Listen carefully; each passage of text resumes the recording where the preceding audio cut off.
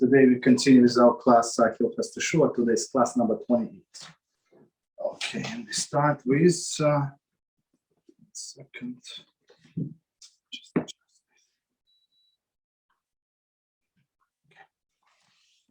Start with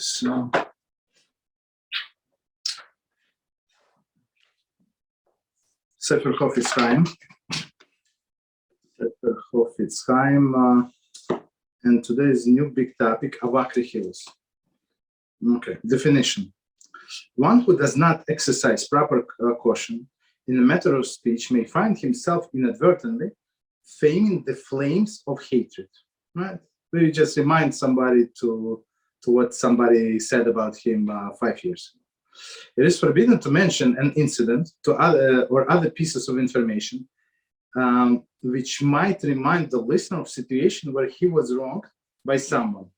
Okay, so maybe that person is talking about a different situation, but say that's exactly what happened to him. You remember 5 years ago? That's it. To relate such information is to speak avak, literally the dust of rechilus. The speaker transgresses even though he has no intent of causing the listener to recall the wrongdoings. Okay, so it's not like he just saying. I'm just saying. The sages hold the speaker responsible for not having exercised proper caution in mentioning that which might reawaken ill feelings. So basically, the best thing is to keep quiet, right? Right. But at least think before you speak, and if you can hurt the person, reminding him or her what happened when somebody wronged them. So okay, that's not good thing to do. Okay, so we start here. We continue with Hilchot Teshuvah. So let's see, what are we? Chapter 8. Okay, we're in chapter 8. And halacha is number 2. So let's read without commentaries. Let's see, is it long? No. Okay. So it says in the world to come, there is no body or physical form. So now, as we finished with all of the punishments that the person, not a righteous person, is going to get, and even some perjury, as most of us are going to get, right? Of course, as we said before, as Rambam told us last time, many people going to gain forever and ever. As Gemara says, what is the size of the Gan Eden? The heaven, right? And they say it's 60 times the earth. Okay, so we know the size of one is the size of Gehenna, undetermined. Why? Because it's always growing. It's always growing. Okay. So because there are more and more wicked people, so it more than they can handle at one time. So they have to expand their hell. Okay. So continue. In the world to come, but now we're talking about the good part, right? In the world to come, that's our goal, to get to the good place. There is no body or physical form, only the soul of the righteous alone, without a body. Like the ministering angels, since there is no physical form, there is neither eating, drinking, nor any other bodily function of this world, like sitting, standing, sleeping, death, sadness, laughter, and the like. Thus the sages of the previous ages declared, in the world to come, there is neither eating, drinking, nor sexual relations. Rather, the righteous will sit with their crowns on their heads and delight in the radiance of divine presence. Okay. So that's one of few things that we know about Gan Eden. Okay. From that statement, it is clear that there is no body, for there is no eating and drinking. Consequently, the statement of righteous seed must be interpreted metaphorically.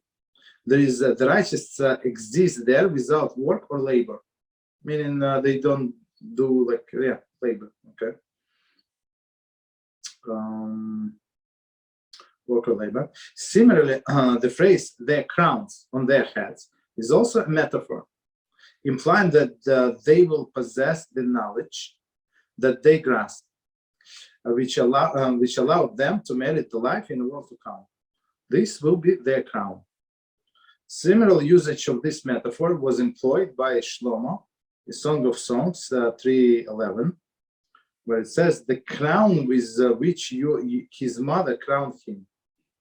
Support for this concept, that this does not refer to the physical crown, can be brought from the prophecy, Isaiah 51:11. Eternal joy will be upon their heads. Joy is not a physical entity which can rest on the head. Similarly, the expression crown used by the sages refer to the spiritual concept knowledge.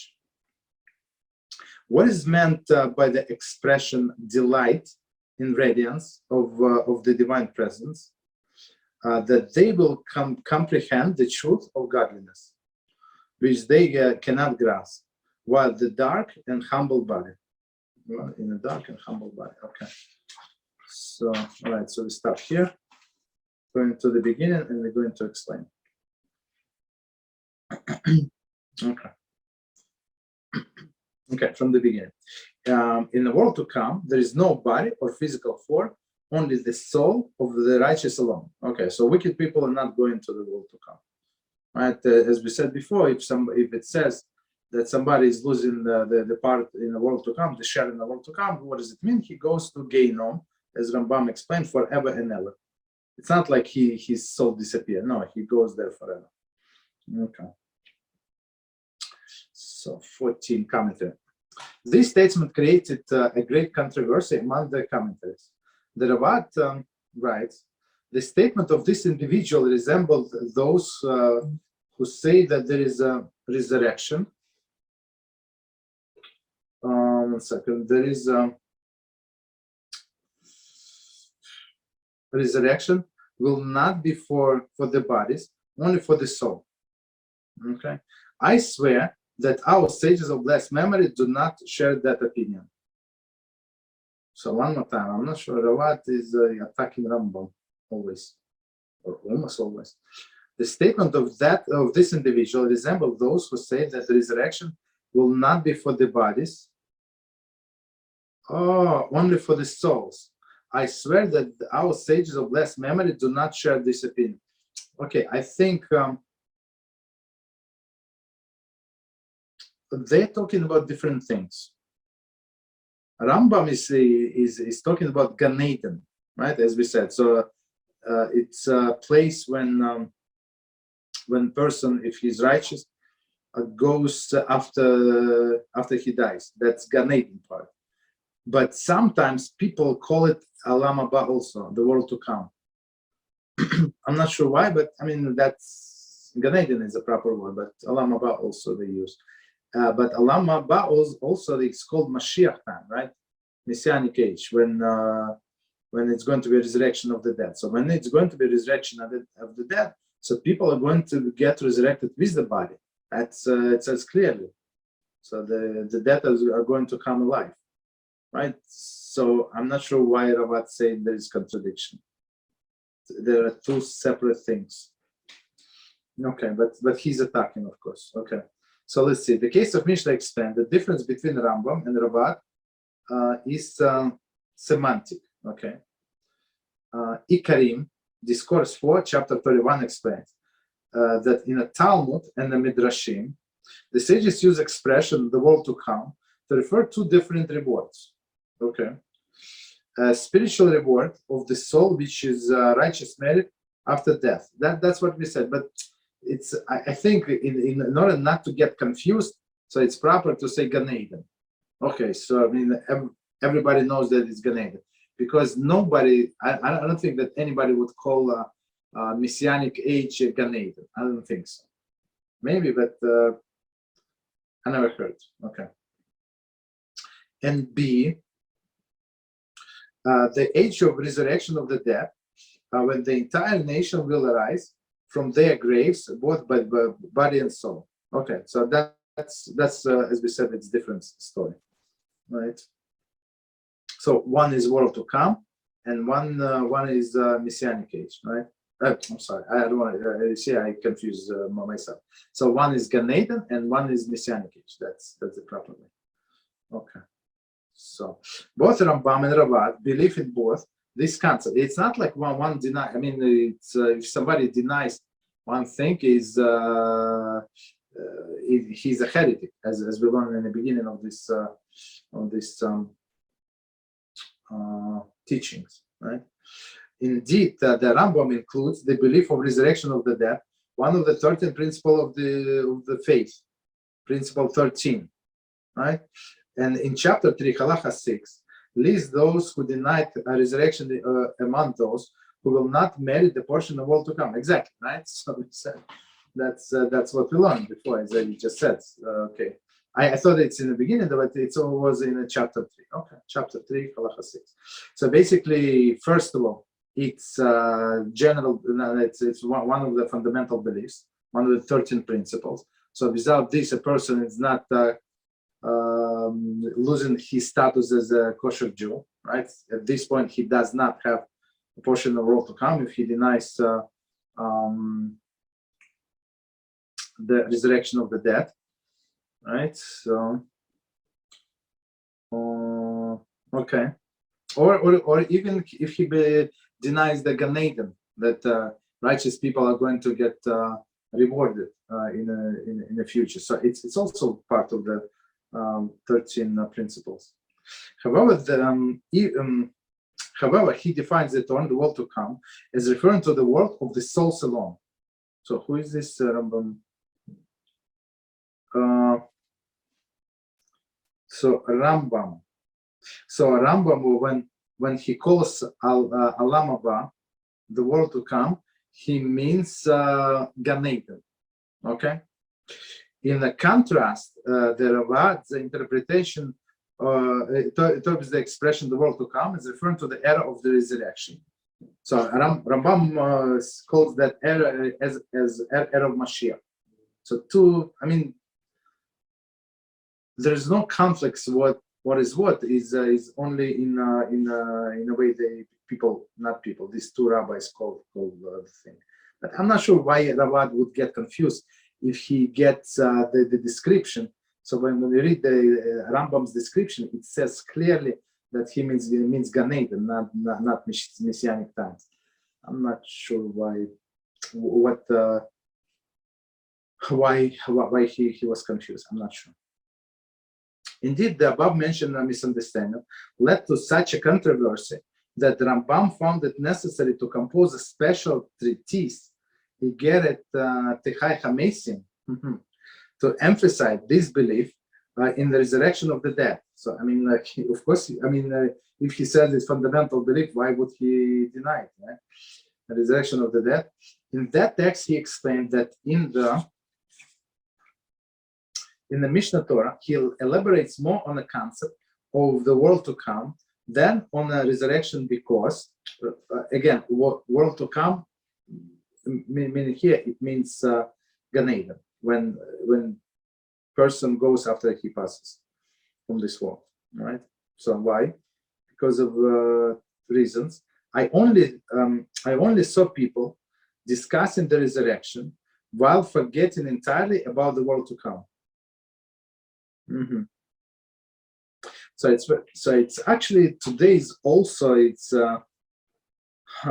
most of the people, the speakers, I guess, speakers, they would discuss the world to come, meaning resurrection of the dead, messianic time, but not Gan Eden, right? Not Gan Eden that person goes. But when there is going to be resurrection, maybe tomorrow, maybe some years from now, we don't know. But in Gan Eden, the person goes right now. If he dies right now, he goes after the judgment, after some time, but some enter immediately.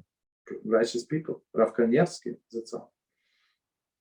Furthermore, Those, though, as explained there, the resurrection is one of the cornerstones of the Moshe's Torah.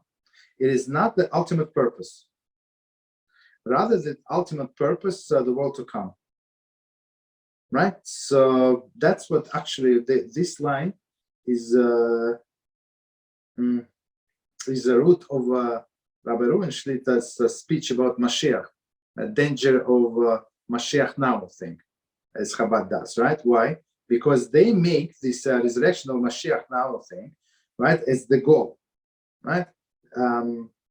So let me read one more time the Rambam's words. Furthermore, though, as explained there, the resurrection is one of the cornerstones of Moshe Torah. So nobody is denying resurrection, right? It is not the ultimate purpose. So they make it its ultimate purpose. Mashiach is going to come. Everybody is going to be cured. No problem, no issues, no wars, no financial issues, nothing, right? So no, I'll bring in children issues, right? That's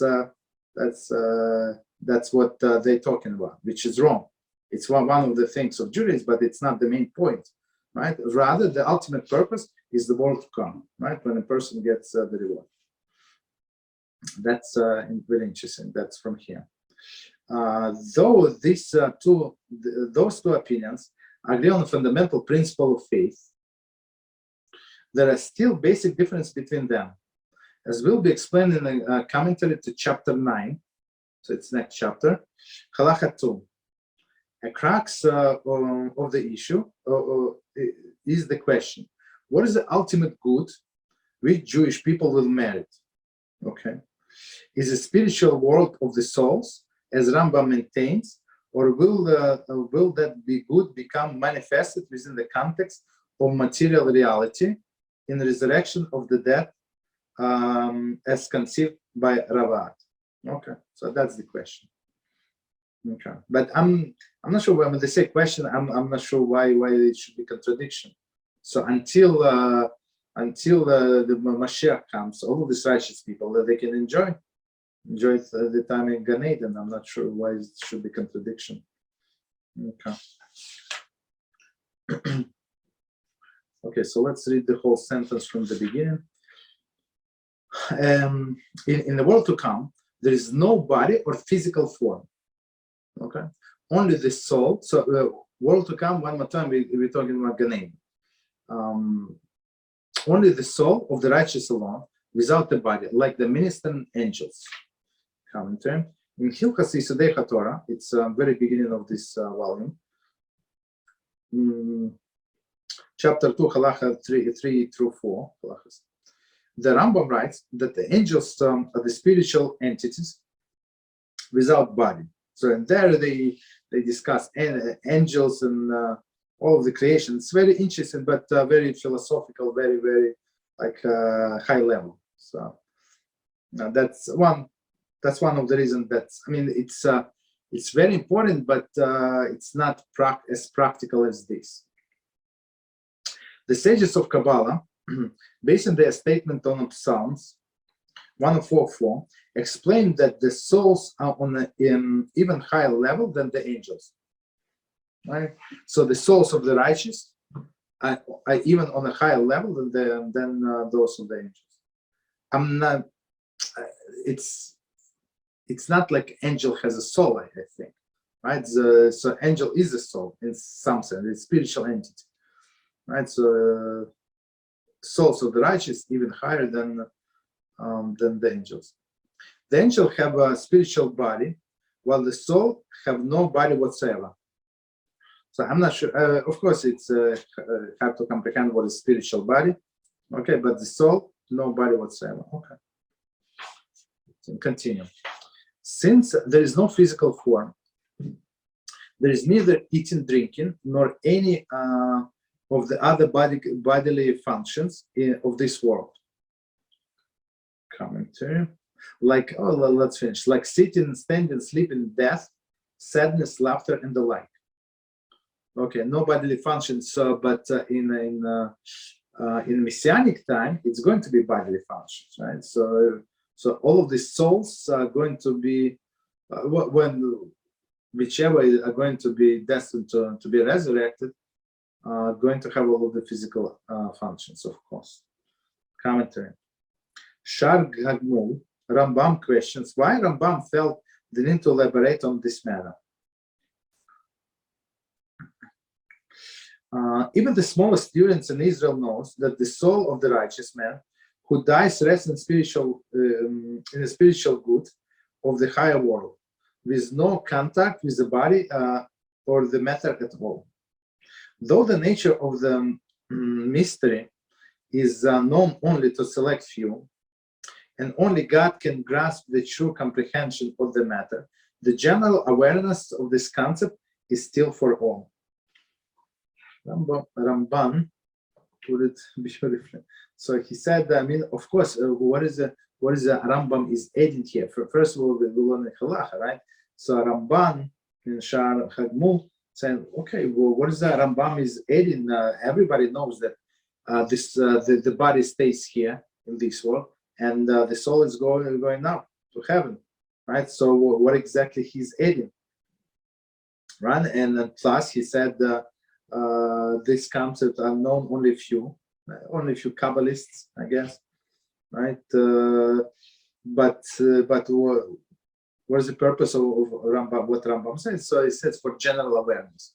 So many things, of course, it's above our level, but at least we must be aware of them, that they exist. So whenever we have time, we are on a certain level, so we can go up and go. At least we know the subject that we want to study.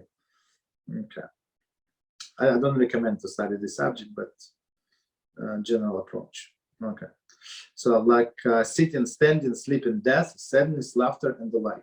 So it's not recommended to study the subject because for most of the people it's purely waste of time. They're not on the level, they would not comprehend, and even they think comprehend, they would not, right? Grasp the true meaning. And plus there is so much thing to learn. Start with a partial of the week, start, right? So continue. So all of the Kabbalists are like people who who learn Kabbalah that I know. Of course, I don't know this the real Kabbalists. They're not on the street. They're not in open. They're not on the internet, right? But all of this, you ask few questions about partial of the week. They have no idea what partial of the week we're reading. Yeah, but I said today's Wednesday. You don't know. Okay, tell me one thing that you learned from last week or from what last year. Absolutely zero.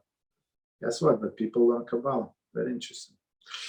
Thus, those certain statements of our sages will employ such terms.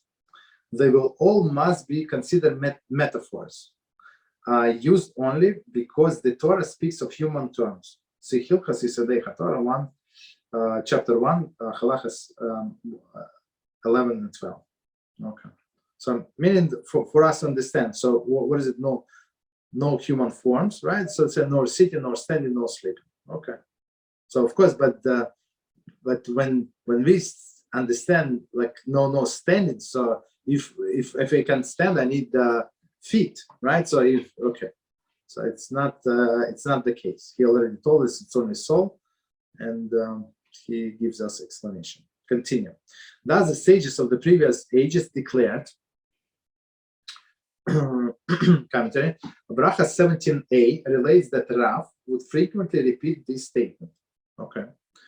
So Rav said, in the world to come, there is neither eating, drinking, or sexual relations. Rather, the righteous will sit with their crown on their heads and delight in the radiance of the divine presence. Of course, if you go to Gemara, they explain it, and other commentators explain what does it mean, the righteous with the crown, what is the crown, and how they can point at the radiance, what is the radiance, what is divine presence, but it's not our topic today, right? So, but it's very interesting today. From that statement, it is clear that there is no body, for there is no eating and drinking. Okay, logically. Commentary. It is absurd to think that God would create a body equipped to perform the physical function, for example, digestion and reproduction, in an era where this function will be nullified, right? Like so our bodies, Hashem created our bodies for purpose, for different purposes. All of the organs are needed for different purposes. So, but if there is no need, for example, for eating, so why would Hashem create a person with a stomach? Okay, maybe he can make him not hungry for all of these years, for many years, how long he's going to be Gan Eden. But what's the purpose to create him with the mouth if he does not need the mouth, right? So that's very interesting idea. One of the fundamental principles of faith that God does not create anything without a purpose. So if you see all of the insects, all of the materials in the world, anything, right? All of the bacteria, it's everything has its purpose. So Hashem would not create. So I mean, he's going from the logic perspective, right? It's actually also from Rambam, but from different book, right? So logic perspective. So Hashem would not create something in vain. Thus, if there will be no bodily function, there is no purpose for the physical body. You get it. Techaye Chamesim, chapter 4. Okay. So let me read the first sentence again. From that statement, it is clear that there is no body, for there is no eating or drinking. Okay, we said that. Consequently, the statement, the righteous seat, righteous seat in double quotes, must be interpreted metaphorically. There is righteous exist there without work or labor. So, I mean, beautiful explanation. So usually when people say, for example, somebody lost his job, right, and another person would ask him what he's doing, he's sitting home, right? Sitting home. What? I mean, he's not actually sitting home, but meaning that he's not working. Even in the commentary, even in the spiritual realms, the righteous will process. The righteous will proceed from strength to strength. As Psalms 84:8 states, and Moed Katan 29:8 relates, the righteous have no rest in this world and the world to come. So they always can go higher and higher. So in our morning class, Miktav Miliyahu, we learn sometimes that whatever person learns in this world, right, it's going to and when, for example, he did not understand. Okay, he tried, but personally, I have a rule 7 times. So I read 7 times. If I don't understand, so I leave it aside. Of course, I ask the question, but if sometimes the question is so difficult, so it's total disrespect, like waste somebody's time, because many times it's not so important, right? Right. So I'm saying that 1 second. But if you learn wherever you learn and you did not understand, right? So in the next world, you would be given opportunity to learn that topics, that subjects in depth, and for this learning, a person is going to get reward, right? But you have to come with with your luggage from here that you try to learn, okay, wherever you learn. So you're going to get all of the answer to your questions. Business HaShem. Okay. So that's why Rabbi Dessler Zatzal said that that's why it said the righteous people have no rest in this world and the world to come. So in this world we understand, but why in the world to come? Okay, that's the explanation. At least one of the explanations. Nevertheless, that spiritual progress will not be accompanied by any physical effort or struggle. Okay. So here to accomplish anything, you like even spiritual. Okay, you have to you want to learn Torah. You have to sit. You have to stand. You have to do something, right? And you have to invest your physical strength, even in sitting. Okay, sitting straight and keeping your eyes open and it's hot, it's cold, it's this, it's humid, it's not humid, this and that. So I mean, you invest your physical strength for sure. Okay. So continue. It was number 20. 1 second. Continue. Similarly, the phrase "their crown on their heads," so also a double quote, right, is also a metaphor implying that they will possess a knowledge that they grasp. Commentary. So crown is a knowledge that they grasp, right? It's Keser Torah, right? The crown of the Torah. Sahim 58 declares, "Happy is the one who comes here in the world to come with his studies with him." So that's all other things where our achievements going where? Going to garbage, right? But study of the Torah and the good deeds, that's our tzedakah, that's valuable there. The commentaries explain that in the world to come, the soul will renew the same Torah knowledge, exactly, right? With which it was involved in the material world. So whatever that person did not cover in this world, at least superficially, right, he is not going to get the privilege to learn in the world to come. However, in the material world, it would appreciate the concept in the physical terms. While in the world to come, it will appreciate this spiritual truth that motivates those concepts. Okay, very interesting idea. So you see, as I said, what Rabbi Dessler that's all said, it's one of the aspects, right? But here is a different one, a little different. Right. So when we hear, we understand things only on our physical level, right? Because that's the physicality. That's all we know. Right, so spiritual things, of course, our rabbis try to explain on the parable. It was a king, he has a son, he has a daughter, stuff like that. Okay, so we try to understand.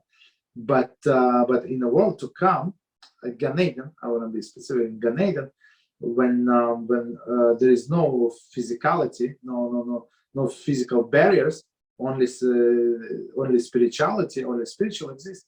So a person can understand the same concept on a much higher level. On the spiritual level. Spiritual is higher. See also Rambam's introduction to the 10th chapter of Sanhedrin and the notes to the following halacha. Okay. So let's see. So let me read the whole sentence. Similarly, the phrase their crowns on their heads is also a metaphor, implying that they will possess the knowledge that they grasp, which allowed them to merit the life in the world to come. Commentary. Chapter 9, Halacha 1, so it's next chapter, relates the portion on the world to come. A person merits determined by greatness of the person's deeds and abundance of his knowledge. Greatness of the person's deed and abundance of the knowledge. I'm not sure why they not included tzedakah, but okay. At least, okay, so 2 out of 3, right? Greatness of person deeds. Deeds meaning chesed. I guess tzedakah could be in this category, right? It should not be a separate category. So whether you did kindness to another Jew by money, right? So the person is out of job. God forbid they lost a father, right? 9 children, so you're trying to help them a little, right? So you buy them grocery, whatever you do, doesn't matter, right? Or you give them money, so it doesn't matter. It's greatness, this, and abundance, and abundance of his kind knowledge. Okay. Continue. In a similar usage of this metaphor is employed by Shlomo in Song of Psalm 3:11. The crown with which the mother crowned him. Okay, what does it mean? Shirashim Rabbah, so it's medrash on Shirashim, Song of Psalm 3:11, quotes Rabbi Hanania bar Yitzchak. Hanina, I'm sorry, no, that's not. Rabbi Hanina bar Yitzchak. We have reviewed the entire Torah and have not found a record of Bathsheba making a crown for her son. So that's very strong statement. This rabbi say, I mean, they knew the whole Torah, but just in case they forgot something, they review the entire Torah and said they don't know. Well, Bathsheba is the mother of Shlomo HaMelech. Thus, he concludes that the phrase is a metaphor. However, he interprets the metaphor differently than Rambam. Okay, no problem. So one more time, the crown with which his mother crowned him. Support for this concept that this does not refer to the physical crown that he brought. No. Support from this concept does not refer to physical crown can be brought from the prophecy, Yeshayahu 51:11, where it says, "Eternal joy will be upon their heads." Eternal joy will be upon their heads. So joy is like this in sense of crown, right? Joy is not a physical entity. Very interesting. So how could not physical entity be over their heads, right? Which can rest on the head. Joy is not physical entity which can rest on his head. Similarly, the expression crown used by the sages refer to the spiritual concept knowledge. Okay, so one more time. Similarly, the expression crown in double quotes, used by the sages refer to the spiritual concept knowledge. That's the crown. Commentary. Knowledge is the most exalted of our potentials and thus can be viewed as a crown of our personality. So knowledge is a crown of our personality. Very interesting. Of course, knowledge of the Torah, not the knowledge of the baseball or other garbage or politics. Okay, continue. That is meant by the expression, what is meant by expression, delight in the radiance of divine presence, that they will comprehend the truth of godliness, which they could not grasp while in a dark and humble body. Okay. So commentary. The physical nature of the body puts limits of our intelligence and prevents us from appreciating the true nature of godliness. See Hilchot Torah 110. I mean, those are all deep concepts, but but we must understand that we have limitations. So once person said, "No, I have to understand that," we know that he or she already a fool, 100%. Because many things, it's not that they're not true. It's not like we're stupid. No, we're not stupid. But our intellect is limited. So, and one example that we gave, that we discussed many times, what is chapter? I think it's previous in chapter 7, that HaShem is does not exist in spiritual, does not exist in a times and space, right? So how can you understand time and space when everything in this world is measured? Has a like definition size. Space means size, right? And time and everything is according to in a timely fashion. This is first event, second event, third event. So how can we understand it? But Hashem can, because He's above time and above space. So how can we understand? We cannot, basically, but we have to accept it. Okay. So let me see. So we finish that. 1 second. Let me see. Time. Okay, we have time, so we try to do one more. So halacha number 3, and it says the term soul, double quotes, when used in this context, does not refer to the soul which needs the body, but rather the form of the soul, the knowledge which comprehends according to its power. Similarly, it comprehends the abstract concept and other matters. This is the form in double quotes, whose nature we described in the 4th chapter, Hilchot Torah. I mean, they refer to that chapter, to that section. This is also this is the soul referring to in this concept. So we're going to explain. Since this life is not accompanied by death, this life meaning in the world to come, in a Gan Eden, right? So it's life without death. For death is an event associated with the body alone, within this world, and in that realm there is no body. It is called the bond of life. Very interesting. As Shmuel Aleph 25:29 states, and the soul of the master will be bound up in a bond of life. So that's Abigail was speaking. Okay, we're going to get. I think it's her, right? When she was talking to David Hamelach. Okay. This is the reward above.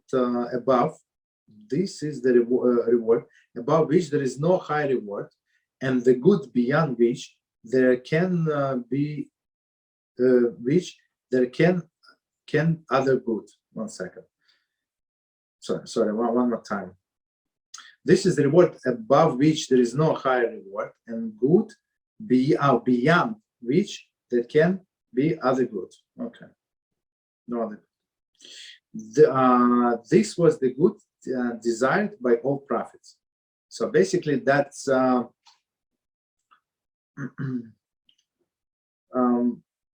that's the idea of the purpose of our life in this world. Right, so HaShem wants us to enjoy, to give us this place in the Gan Eden. Right, we just have to work for it. That's in a few sentences the whole purpose of life. Right, so they say this amazing reward. Okay, so let's do from the beginning with commentaries. The term soul. So soul, just so we know, I'm sure that we know, but just to remind us, so it consists of 5 parts. Right, and some parts cannot exist without the body. For example, the part of the soul that is in the blood, right? So that's it's kind of connected to the physical body. So continue. The term soul, when used in this context, does not refer to the soul which body needs, which needs the body. Okay, so let's see, 26.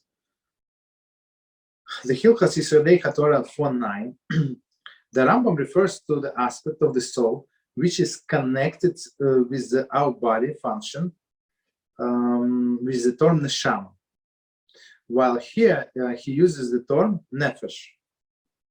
Similarly, in the Guide of Perplex, Volume 1, Chapter 49, the Rambam differentiates between the 2 aspects of the soul, nefesh and neshama. Okay, so let's see. Okay, but when people speak, right? When they speak to each other, so they use the word neshama, not nefesh. Okay, so we'll see what the difference is. So one more time, the whole sentence from the beginning. The term soul, when used in the context, in this context, does not refer to the soul which needs the body. So as we said, there are different parts of the soul, but rather to the form of the soul, the knowledge which it comprehends according to its power. Okay, the form of the soul. What does it mean? This is the image and the form of God which granted man, right?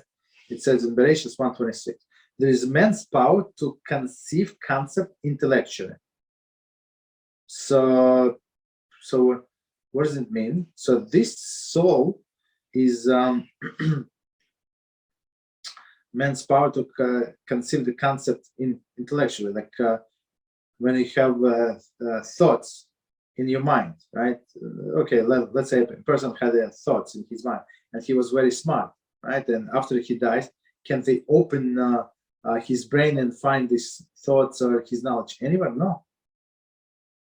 Right? It's just piece of meat. So where is this knowledge stored? Where is all of these images that he saw during his 85 years of life stored? Right? In his soul. Right? And in that part of the soul can conceive a concept intellectually. So what is conceive concept intellectually? So, for example, when you explain somebody something that that person never seen in his life, right? But through your explanation, he can envision what you're saying. So, okay, so we still did not finish with the sentence from the beginning. The term soul, when it's used in this concept, does not refer to the soul which needs the body, but rather the form of the soul, the knowledge which it comprehends according to its power. In the Guide of the Perplex, Volume 1, Chapter 68, the Rambam explains how before a person conceives an idea, the idea that he wishes to conceive, and the thought process are three different things. Actually, we learned it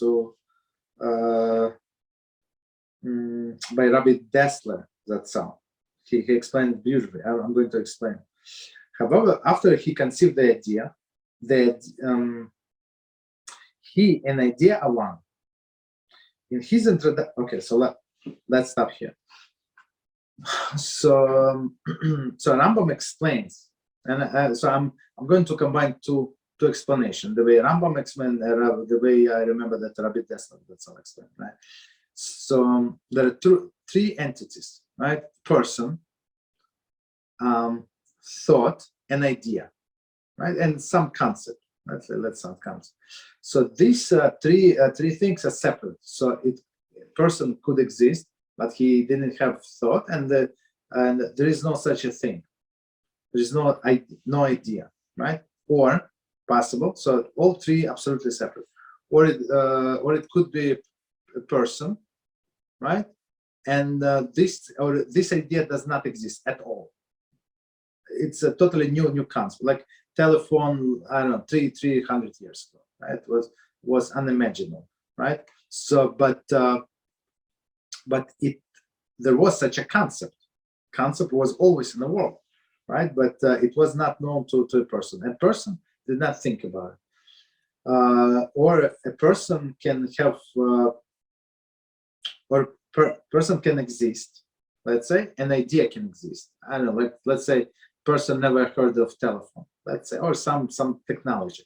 So this technology exists, but just because he does not know, I mean, it still exists independent of his knowledge, right? So person and this technology, two separate things.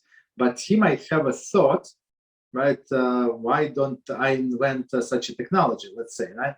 So he has this thought. It's part of him, let's say, but there is no idea, like no idea in the world, right? So, but it could be that the person exists, his thought it exists, and that idea also exists, right? He visualized it as that idea. Then three all in one, meaning in that person, right? So, but with HaShem, it's all in one. It's always there is no such a thing that there is a knowledge without him, right? Because he himself is a knowledge. Right, and he himself is a concept. He himself is part of the person. So it's very interesting. So, okay, so continue. However, after in his introduction to the 10th chapter of Sanhedrin, Rambam relates this concept to the crown of the righteous. So it's double quote this expression mentioned in the previous halacha. The knowledge which they gain, right? So knowledge. The soul will exist. So I mean, idea. I guess he's talking a little different. I call it thought, but it is knowledge. Okay, they call it knowledge. Maybe knowledge is a better word for that.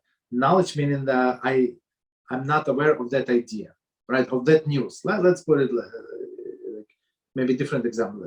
The news already happened, whatever happened, but I do not know, and I am. Okay, and there is a person, but this knowledge can exist independent of the person, and that event, like rain, let's say, in another state, can be independent of the person. But if he knows, if person knows, so he has a knowledge about the rain. So maybe it's easy to comprehend like this. So one more time. One second. So one more time this sentence.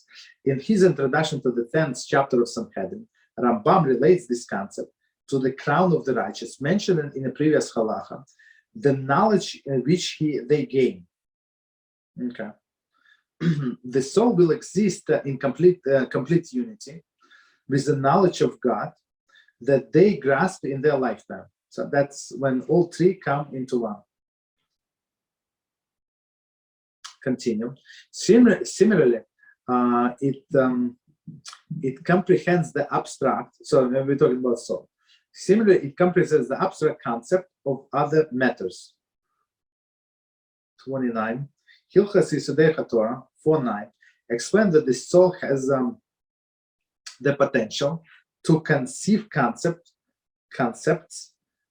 whose existence transcend the four elements on which the material reality is based.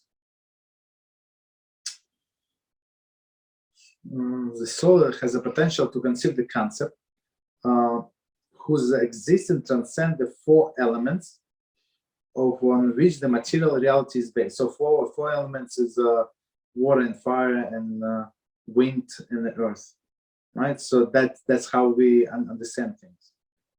Okay. But soul, since it is spiritual, it can comprehend all these things. 29. Continue. This is the form whose nature we describe in the 4th chapter of Hilchot Yesodei Torah. This is the soul referred to in this context.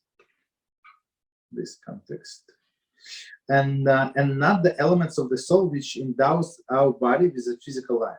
So that's a spiritual part of the soul, not the one that is in the blood, and not the one that stays with a person. Right. So meaning when a person comes to the grave, even though it's not recommended, I'm telling you right away, it's not recommended to go to the spirituality, especially for women. Right. You can watch. You get a Chagra. If you're interested, we can find out the number lectures. So we're not going to explain why it's not especially for women, but also for men, not recommended to go to the graves of tzaddikim. But if he went, for example, it was like separate entrance. It was walls from one side. Let's say there's such a thing, right? So why are you going there if the soul is not there? I mean, there is a body, it's already dust for a long time ago. So because part of the soul is actually stay with by the grave. That's why we go there. We don't go. Try not to go. So continue. Since this life is not accompanied by death, for the death is as event associated with the body, right? As we understand, alone is the body alone, and in that realm there is no body. So meaning in Alama, okay. I mean in Gan Eden, we call it we call life, right? So every time, as our sages explained, every time the Torah, the written Torah says life, it means life in the world to come. So and when it says and it's going to be good for you and you're going to live long, so it means in the world to come. Commentary. Hilchot Yesodei Torah 4:3 relates that existence of all creation is dependent on the combination of four elements. Here we go: fire, wind, water, and dust. I call it earth, but I mean they call it earth, but here they translate it dust. Doesn't matter. Hence, ultimately, all these entities will have a limited span of the existence until eventually this combination will cease. That's it, right? So whatever the combination, more of this, so maybe the water is only water, maybe fire is, I don't know, like wind also present in the fire, right? So some of them are combinations of all of 4 of them, I think, or 3 of them at least. And some of them are only 1. Okay. Halacha 9 of that chapter explains that the form of the soul is not dependent on these elements, but comes from God, from heaven. Therefore, it has no potential to grasp abstract concept as above, and hence will merit eternal life. Right? It has the potential to grasp this abstract concept. Why? Because it's not material. So in material, you have, as we say, time, and you have space. That's the limitation. And these limitations actually prevent us from grasping spiritual abstract concepts. But soul can, of course. So one more time, the whole sentence. Since this life is not accompanied by death, for death is an event associated with body alone, and in that realm there is no body. It is called the bond of life, in double quotes, as Shmuel 25:29 states, and the soul of my master will be bound up in a bond of life. 33. The Targum Yonasan on that verse, in his introduction to the 10th chapter of Sanhedrin, Rambam emphasizes how the soul's existence is dependent on the knowledge of God.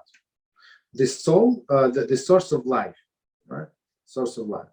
The existence of the soul is forever, like the existence of the Creator, for he is a reason for the existence, for that, for it has grasped him. So even though we learned that some souls are destroyed forever, so yeah, you can destroy the spiritual, same as you can create the spiritual, you can destroy the physical, but most of them are not destroyed forever. They live in, but they, whatever in a Gehinnom, they go to the 7th level. The world is going to end when Mashiach comes. Right? The Gehinnom is going to end, but that section never going to end. Gemara says. So scary stuff. Okay, so continue. Almost done. This is the reward above which there is no high reward, and the good beyond which there is no other good. This is the good desired by all the prophets. So that's as we said, that's all. I don't want to say goal, but we should aspire to get to that place. Okay, we have a few minutes, maybe. I don't know. So let's just read number 4 and we stop. How many metaphoric terms have been used to refer to the world to come? The mountain of God, the holy place, the holy path, the courtyard of God, the pleasantness of God, the tent of God, the place of God, the house of God, the gate of God.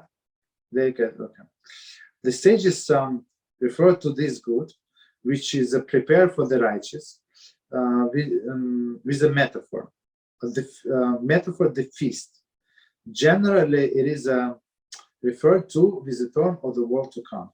Okay, but so not to get confused, we call it a Gan Eden. Okay. Any questions? Any topic? Okay, we stop here then until tomorrow. So tomorrow we're going to learn Halachas of Brachas. Good night.